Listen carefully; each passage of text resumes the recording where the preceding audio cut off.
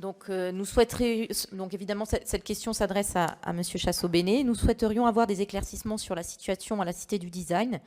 Pour que les choses soient bien claires pour tout le monde, l'établissement public de coopération culturelle, le PCC, qui regroupe la Cité du Design d'une part et l'École supérieure d'art et de design d'autre part. Pour notre part, nous ne faisons référence dans notre question qu'à la Cité du Design, dont il a été évoqué récemment dans la presse les difficultés. De même, nous n'évoquerons pas les éventuelles malversations qui vous ont conduit à faire un signalement au procureur, ce qui a entraîné le déclenchement d'une procédure judiciaire. Bien évidemment, si des détournements d'argent public ont eu lieu, ils devront être sanctionnés comme il se doit, mais cela ne relève pas de notre Assemblée. Ce n'est pas la première fois que nous émettons des alertes ou posons des interrogations sérieuses quant à la situation financière de cet établissement. Lors des élections municipales de 2020, par exemple, nous avions pointé un modèle économique fragile et trop dépendant de l'argent public. Comme à l'accoutumée, votre réponse associait déni de tout problème et mépris à notre endroit. Nous n'aurions rien compris et il faudrait qu'on s'en remette à vos mains expertes. Lors du lancement de la dernière biennale, nous avions à nouveau émis des doutes quant au réalisme des ambitions affichées. Une nouvelle fois, à vous entendre, tout allait pour le mieux et les objectifs ne manqueraient pas d'être tenus. Quand nous vous interrogions sur le bilan de la filiale Cité Service, censée justement diversifier les sources de financement de la Cité du Design pour la rendre moins dépendante de l'argent public, vous nous faisiez comprendre que rien ne justifiait la moindre inquiétude. Vous évoquiez même en conseil d'administration de l'EPCC que tout cela fonctionnait du tonnerre. Et puis soudainement, depuis septembre dernier, tout a basculé. Subitement, nous avons dû voter en conseil de Saint-Étienne Métropole 1,4 million d'euros de crédit pour enflouer le budget de la Cité.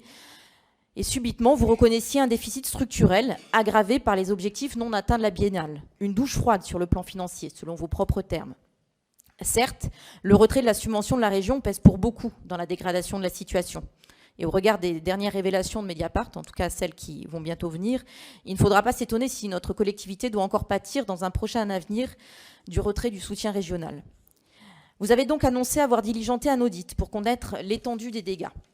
Il est tout de même proprement hallucinant que Marc Chassot-Bénet, vice-président de Saint-Étienne Métropole, commande un audit pour savoir ce que Marc Chassot-Bénet, président de la Cité du Design, a fait.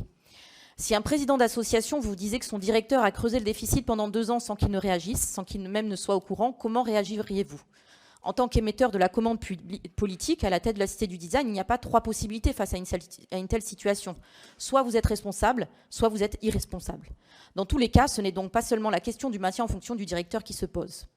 En tout cas, pouvez-vous nous dire quelles sont les conclusions qui ressortent de cet audit ? Même si vous ne les avez pas encore toutes analysées, nous espérons qu'en tant que président du conseil d'administration, vous avez quand même une idée fine de la situation budgétaire de cet établissement.